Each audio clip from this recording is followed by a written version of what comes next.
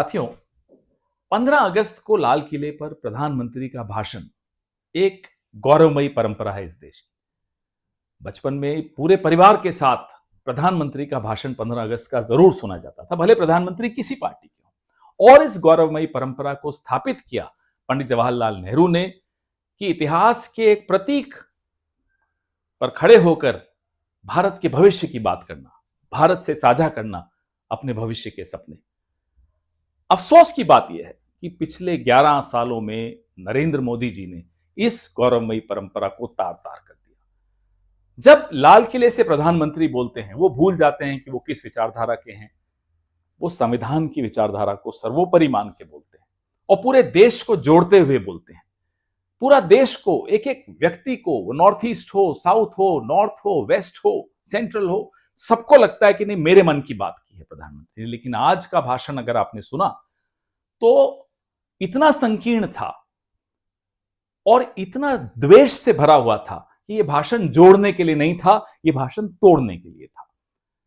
संघ का नाम लेना प्रधानमंत्री की मजबूरी हो सकती है। राष्ट्रीय स्वयंसेवक संघ का नाम लाल किले से लेना, उनकी तारीफ करना इनकी बहुत बड़ी मजबूरी है, क्योंकि राष्ट्रीय स्वयंसेवक संघ ने अब इनकी सेवानिवृत्ति की बात करनी शुरू कर दी है। आप आपस में चाटुकारिता करते रहिए एक दूसरे की, लेकिन आप संघ का नाम लेकर लाल किले से आप सरदार पटेल का अपमान कर रहे हैं, आप बाबा साहब आंबेडकर का अपमान कर रहे हैं, आप महात्मा गांधी का अपमान कर रहे हैं, आप संविधान का अपमान कर रहे हैं, आप तिरंगे का अपमान कर रहे हैं।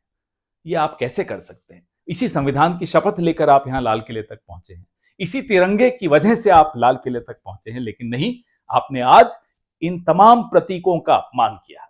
और जिसका आदर्श संघ हो वो महात्मा गांधी के खिलाफ ही होगा, उस विचारधारा के खिलाफ ही होगा, वो संविधान और तिरंगे के खिलाफ ही होगा। संघ इस वर्ष 100 साल का अपनी जयंती मना रहा है।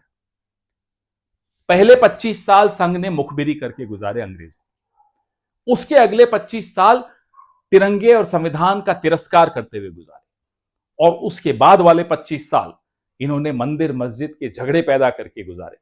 पिछले 25 साल दलितों, आदिवासियों, पिछड़ों के हक कैसे मारे जाएं, ये साजिश रचते हुए गुजारे। संघ ऐसी कोई साजिश नहीं है जिसमें शामिल ना हो, जिसमें उसकी संदिग्ध भूमिका ना हो। इसका तो नाम ही राष्ट्रीय संदिग्ध संघ रख देना चाहिए। ऐसे संगठन का नाम आप लाल किले से 15 अगस्त को ले रहे हैं।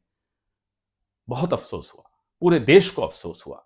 और इतने अंधे हो गए हैं आप इस संविधान के खिलाफ, इस देश की आत्मा के खिलाफ, इस देश की विचारधारा के खिलाफ, कि आज पेट्रोलियम मिनिस्ट्री ने एक पोस्टर निकाला।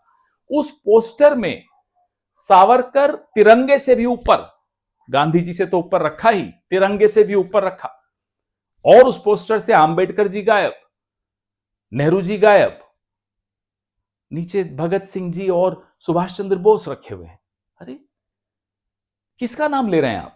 जिनकी भूमिका संदिग्ध रही हो, जिनका इतिहास बहुत बुरी तरह से काला हो, उस व्यक्ति को आप 15 अगस्त के दिन तिरंगे से ऊपर स्थापित करने की कोशिश कर रहे हैं। आप सामान्यकरण कर रहे हैं। You are normalising Savarkar, you are normalising the conspirators of Mahatma Gandhi's assassination. यह सामान्यकरण हम होने नहीं देंगे, ये देश नहीं होने देगा। ये देश संघ के खिलाफ हमेशा रहा है। आप तिकड़म से जीत जाते हैं, वो तिकड़म भी अब एक्सपोज हो रही है। इसका मतलब नहीं कि आपने देश का दिल जीत लिया, इसका मतलब यह नहीं कि गोडसे जीत सकता है, इसका मतलब नहीं कि सावरकर इस देश में कभी जीत सकता है। जय हिंद।